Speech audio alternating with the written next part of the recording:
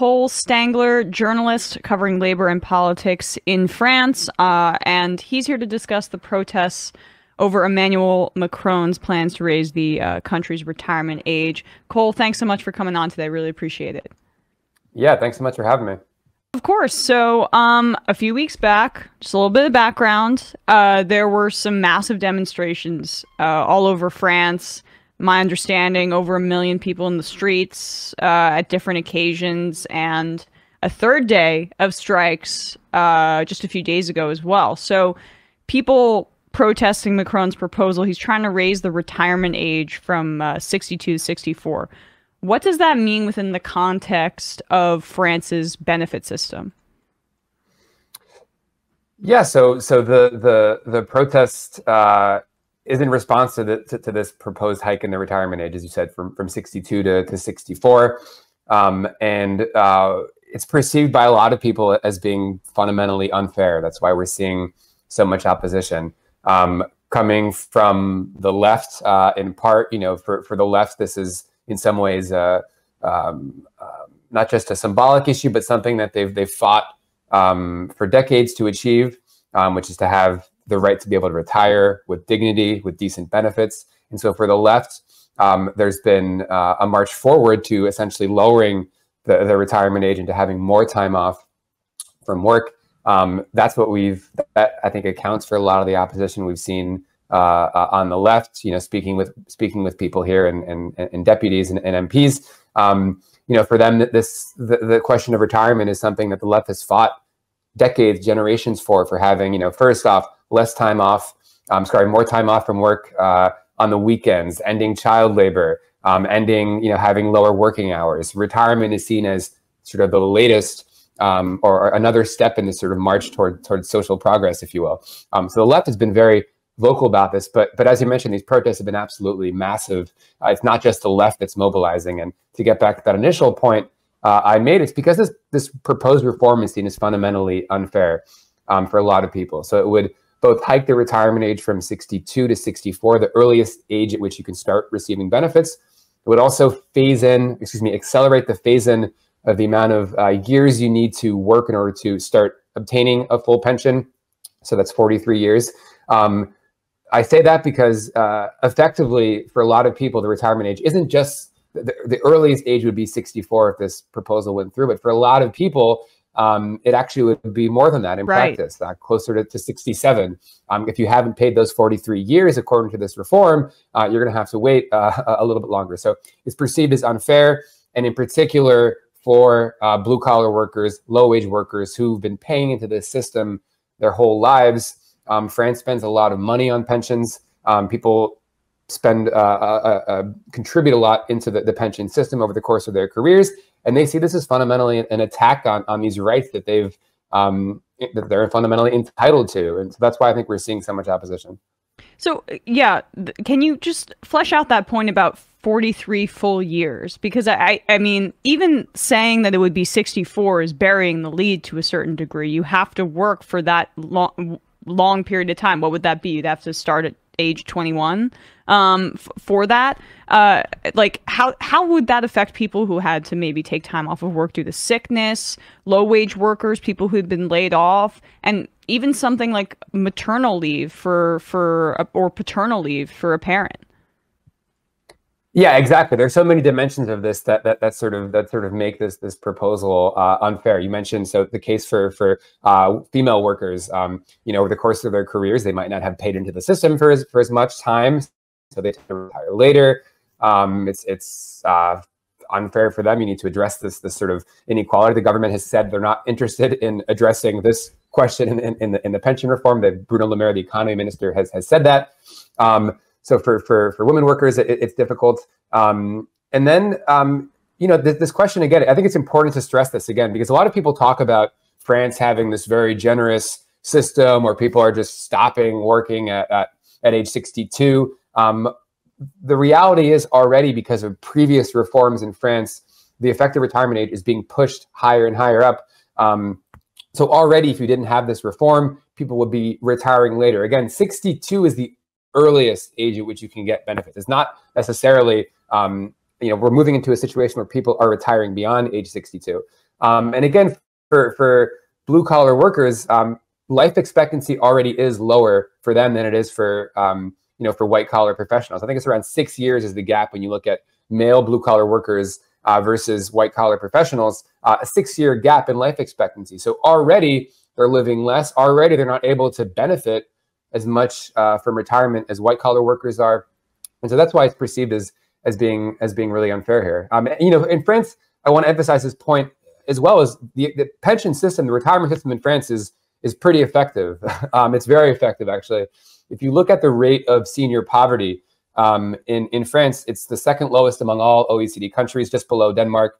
So it's much better, the lower rate of poverty for seniors than obviously the US, obviously the UK, but also Germany, Sweden, other countries that are held up as sort of models of social democracy. So a low senior poverty rate. Also, a very high rate of what's known as very high net replacement rate. That's the amount of benefits compared to income you've been receiving over the course of your career. It's around 74% in France, which is to say that the pensions that you're getting is pretty close to or closer to the income that you earned before retirement. It's much lower in the United States, for instance. So the system is pretty effective. People are attached to it, and that's why this move is seen as, in a lot of respects, as sort of a breaking of the social contract that exists. People are paying into the system. A lot of their paycheck is going into the system. Now the government's saying, actually, all that money that you've been putting into your retirement, you're going to have to wait a little bit longer. And I think the last point I'll emphasize on this is, I think just when you're comparing the system to the United States, in the US, we talk about Social Security. A lot of people might have other supplemental private insurance schemes, maybe 401ks, different plans to supplement the Social Security income. In France, most people don't have that. This is sort of the system that this is kind of it for them. And so I think all that explains why this is seen as perceived as being such an attack. Right. You wrote about that, I believe, in your Jacobin piece about how there really just is not these private retirement funds in France in the way that you would see it in the US, and those have issues altogether but the funding mechanism is fairly similar, right? It's a payroll tax in and of itself to fund this pension plan in France. It should be like Social Security here, self-funding to a degree. I mean, what is the motivation behind Macron's push here outside of just austerity and general center-right politics, which has been the hallmark of his leadership? Yeah, I mean, you're asking a very good question. It's been a huge source of debate. The official line from the Macronists, and I actually spent some time with them yesterday at the National Assembly asking questions of a few of them. The official line that they're sticking to is, this is necessary to save the system. Right? This is the system is on the brink of collapse. They might not be as dramatic with those words, but essentially their argument is, this is necessary. It's maybe a tough reform, but it's necessary. That's sort of the line from them. The reality is a lot more complicated than that. Even the government's own Council on Retirement, a public commission that looks at the financial health of the pension system, their conclusions do not really match up with what what President Macron and his allies in Parliament have been saying. They do project there is a deficit right now, and they project the deficit to be around 12 billion euros in 2027. That sounds like a lot of money, and to some extent it is. But when you think about the pension system as a whole, around 400 billion euros, it's sort of a fraction of that. And they don't. The picture painted in the long run is not as dire as the picture that the Macronists have sort of painted. So the official reason is it's for financial stability. There's a lot of questions around that. A lot of experts say the system is not, in fact, on the brink of collapse. So that's one thing. And then I think, just to shed some more light on this question, a case a lot of people have been making, which I find pretty compelling, is that this reform is less about saving the pension system, which is, again, not necessarily on the brink of collapse, and ultimately more about financing the government's agenda for the next few years. Macron has, of course, campaigned, promised not to raise taxes on French people, trying to move towards tax cuts. in a number of different ways. There was the obvious cut on the removal of the tax on the ultra wealthy, the wealth tax, and we've seen other tax cuts here. And the government has said in its own budget, in its annual filings with the European Commission, that they expect retirement reform to generate savings to help maintain budgetary stability. So wow. that's a long way of saying if you wanted to find savings in France, and if you're in government, the pension system is a great way to it's a great way to find those savings. It's a huge part of government spending. So I think there's a fairly compelling case to be made that this reform is ultimately about financing the government's agenda, which again tax cuts involves, for the rich. Tax cuts. Yeah, tax cuts for the rich, and tax cuts broadly speaking. So it's about sort of paving the way, keeping Brussels happy for the rest of its agenda. I think it's a pretty compelling argument. Yeah, I mean it's almost universal for neoliberal politics in many countries. We see this here in the U.S., of course. But is there some sort of firewall protection for the pension fund, like, or does that general money go just directly into the government? I mean, in terms of cutting costs, like, what's the statutory protection for the pensions? Yeah, it's a little bit different than in the United States. There's a number of different funding mechanisms. There's also ways to sort of tinker with the different funding streams that are coming in. So it's a complex question with Social Security. The Social Security system in France has a lot of different funding schemes. France has, when you look at paychecks in France, you have a lot of money that's funneling into the pension system. So there's a lot of ways to it's being funded. Okay, gotcha. That makes sense. I mean, I'm curious what the far right's response has been as well. Like Marine Le Pen and her coalition. Have they opposed this by Macron? I mean, I would imagine they would, just to save face and look populist, but in practice, obviously, they're going to be more. They should be more pro austerity, right? Just a little bit more subtly. Yeah, I mean, officially, her party, the National Rally, opposes the proposed hike in the retirement age, opposes the reform. But again, you mentioned at the beginning of this those mass protests that we've been seeing. We've seen 3 rounds of them. We're seeing another one coming up on Saturday, another one next week. The far right is not coming to these protests. At least if they are coming to the protests, they're hiding themselves or they're camouflaged in some way. The union leaders have said that they're not welcome in the protests. And you have left parties that are in the protests. The far right doesn't go to the protests. They're trying to, they say they oppose the reform, but I think that's a really important point to stress that, maybe isn't always appreciated. Outside of France, you have this clear opposition to this proposal, an opposition that's particularly high among low-income workers, blue-collar workers, among segments of the electorate that can vote for Marine Le Pen and for her party. But the actual party itself, the far right, doesn't go to protest. They're not really a part of the movement at all.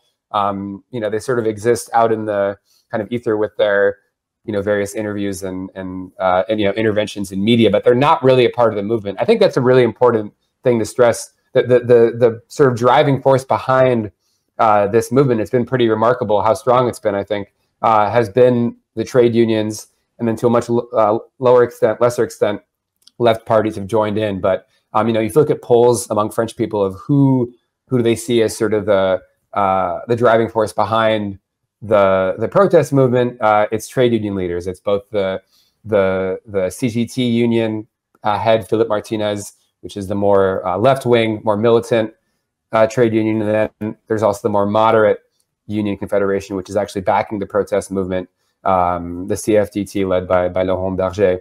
And that's a whole other interesting question of why the Macronist government decided to not try to strike a deal with the more moderate trade union, which typically has been open to compromise and supporting these contested government reforms. But clearly there was a calculation made among the Macronist camp that it wasn't really worth even trying to get the moderate trade union on board, which I think says something too about sort of how they view their own power and their own willingness to want to make compromises or concessions. Yeah, and labor generally, like I guess that's a great place to turn, because just give us a sense of the unique labor or the unique nature, I should say, of French labor organizing, especially in contrast to U.S. labor. Most people listening are probably American, and the context that this is coming from is very unique, and there's a rich history here in terms of French labor flexing their muscles, so to speak. Yeah, there have been a lot of big protest waves. Even if you look at the last 20 or 30 years, there was a previous battle over Macron's first retirement reform that he eventually abandoned during COVID. So in 2019, 2020, we saw protests. We saw protests over labor reforms under Hollande in 2016. You can kind of go down the list. 2010, there were big retirement reform protests under Sarkozy. 2005, you had protests over a youth employment contract. 2003, more pension reform protests. There is this history of unions being able to mobilize and turn out in the street, even if they don't have a whole lot of members. If you look at just basic statistics of union membership in France, it's pretty low, actually, around 9% or 10%. So close to really what it is in the United States, even lower if we're talking about the private sector, around 8% in France. So they have a fairly low membership rate, but there are a couple of things that make it very different from the United States. One is unions have these sweeping collective bargaining agreements that cover the economy. So sectoral bargaining is sort of the way to think about this in the U.S. Around above 90% of the French workforce is covered by collective bargaining agreements. So unions are sort of in the, people know unions are negotiating the contracts that cover their employment agreements, that cover the terms and conditions of their employment. They know, unions have this sort of, I think, cultural relevance that I think is very important as well.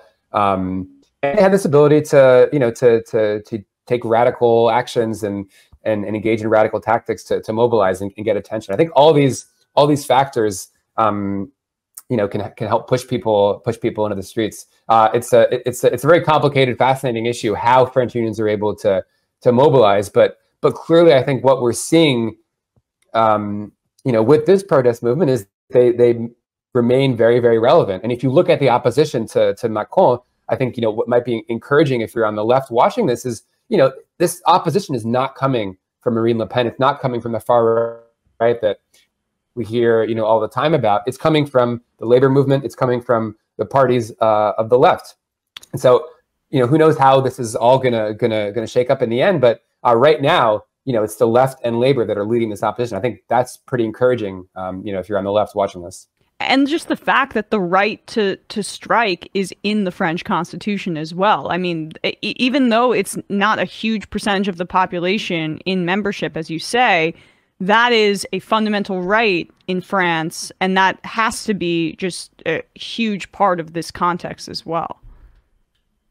Yeah, absolutely. I'm glad you mentioned that. There's so many different ways I could kind of talk about how French labor law is more favorable to workers. But yes, absolutely. The right to strike, protected in the Constitution, sectoral bargaining, covering the entire economy, labor laws that actually protect workers that come with financial costs to employers when they break the law. France has a whole system, essentially, of administrative labor courts where employees can sue their employers for breaking labor law. And those judges reward, can fine employers and reward workers with monetary benefits from, for being falsely, for having their employers break labor laws. So, and it's interesting as well, because that's actually something that Macron has tried to reform. One of his very first reforms was lowering the amount of money, financial penalties, financial compensation that workers could get from this administrative labor court system called the prud'homme